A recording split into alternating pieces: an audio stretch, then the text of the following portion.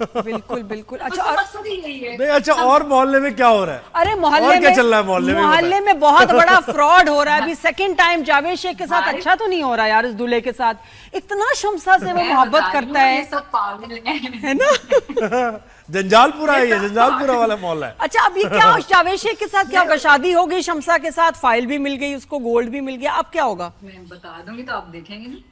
अरे मैं फिर भी देखूंगी, मैं फिर भी देखूंगी। लेकिन तुम्हें नहीं लगता कि शमसा का कैरेक्टर तुम्हारे साथ तुम्हारे लिए प्रॉब्लम क्रिएट करेगा? लेकिन हैदर ने अब तुमसे कहा शादी करूंगा, ये क्यों भाई?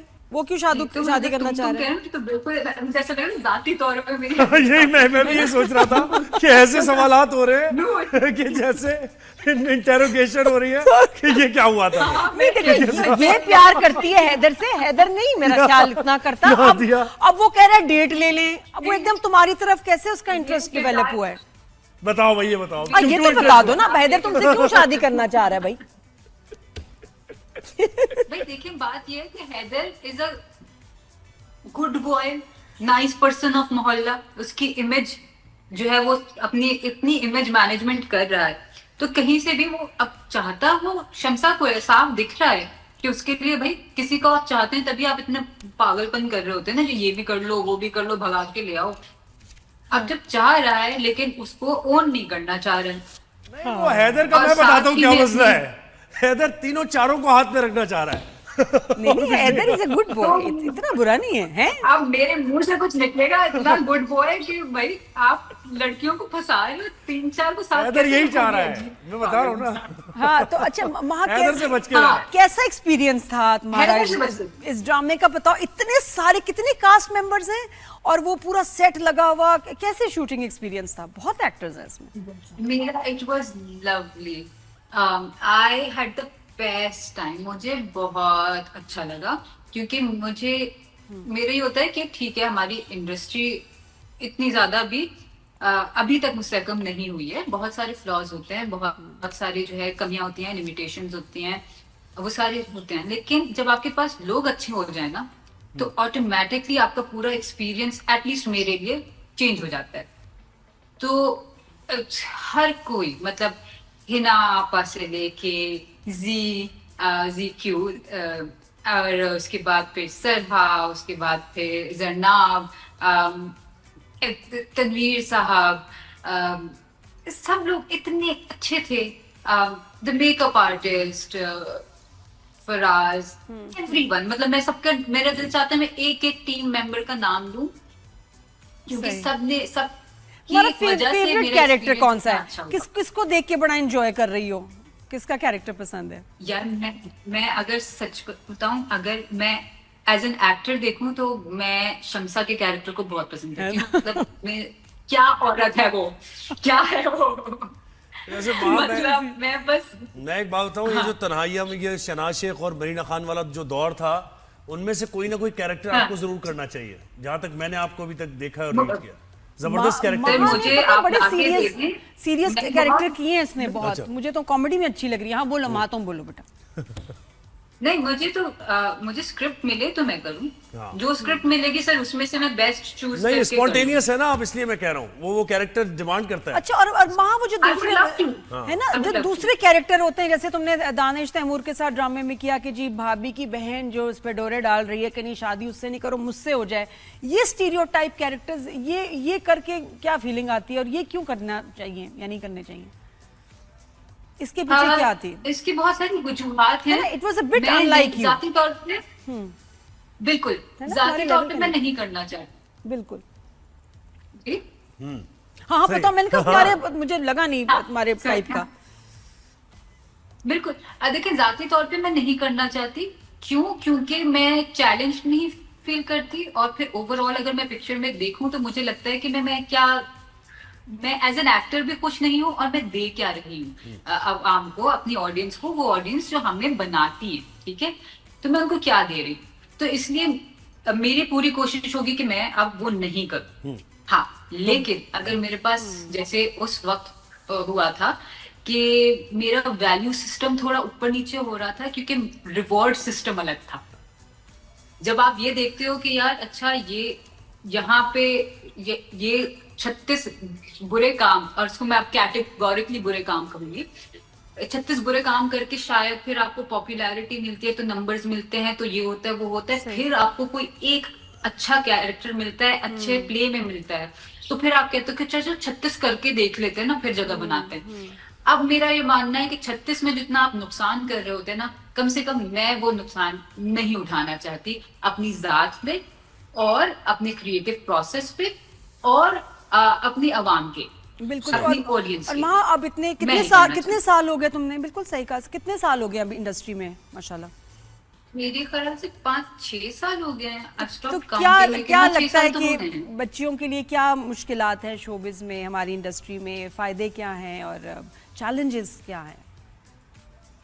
देखिए बहुत सारे मैं बिल्कुल ब्लाइंडर्स लगा के काम कर रही थी, तो मुझे तो पता ही नहीं होता था कि क्या हो रहा है क्या नहीं हो रहा है, ठीक है। मैं बस कहती थी अच्छा मेरे पास जो आ रहा है मैं उसमें देखूं। अब थोड़ी थोड़ी मैं बेदार होने लगी हूँ, आंखें खुलने लगी हैं। करेक्ट। और बिल्कुल, और सिर्फ हमारी इंडस्ट्री के बारे में नहीं है, ये हर इंडस्ट्री के बारे में वैसे, है। हाँ। ये पितृशाही के बारे में, नहीं वो तो खैर patriarchy के बारे में। वो और बात है, लेकिन माँ मैंने अक्सर ये देखा सोशल मीडिया, मुझे ज्यादा इन्फॉर्मेशन नहीं है इस चीज की, अक्सर मैंने देखा जो नई जो अपकमिंग आर्टिस्ट होती हैं या स्ट्रगलिंग आर्टिस्ट होती हैं, बड़ा ज्यादा इंडस्ट्री के बारे में बुरी बातें करती हैं। तो क्या वाकई एग्जिस्ट करती है, बोलने लगे मुश्किलात हैं डायरेक्टर्स को लेके, पेमेंट्स को लेके, चांस देने के लिए, फेवरेटिज्म है, ग्रुपिंग है, आपके ऐसा कुछ है? बिल्कुल, ये सारी चीजें हैं, मैं सब एक एक करके गिनवाना चाहती हूँ। प्लीज बताएं। एक्सप्लॉइटेशन है, बिल्कुल है, सेक्सुअल एक्सप्लॉइटेशन है, क्रिएटिव एक्सप्लॉइटेशन है, ठीक है, फेवरेटिज्म है, ग्रुपिज्म है, ठीक है, आपको मिसोजिनी है, और मर्दों को बहुत सारे फेवर्स मिल जाते हैं, औरतों को वो फेवर्स नहीं मिलते हैं।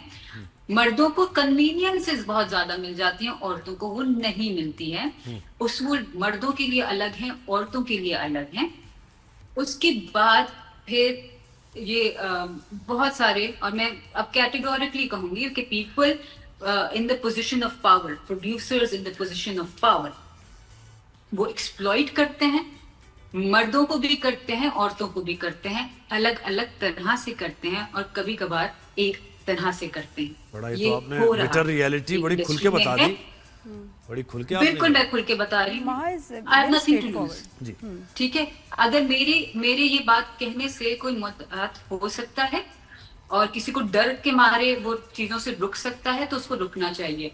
कॉस्ट पे क्या है, बार्टर क्या है, मुझे काम नहीं मिलेगा। और इससे देखिए टैलेंट भी सफर करता है ना, देखिए इससे टैलेंट भी आगे नहीं आगे आता, नहीं तो क्योंकि जब आप डिमांड्स पूरी नहीं कर सकते तो आपको कैसे। लेकिन मुझे ये समझ नहीं आता वहाँ, जब ऐसा है तो बच्चियां क्यों नहीं स्टैंड लेती हैं, उन लोगों को आइडेंटिफाई करती कि जी मेरे साथ इसने ऐसे किया, ताकि तब सही डरें। हम एक ना वेगली लोगों के बारे में बोल देती हैं, नाम लेके या उन पे उनकी शिकायत करके, कम से कम कुछ एक्शन की वजह से चेंज तो आएगा।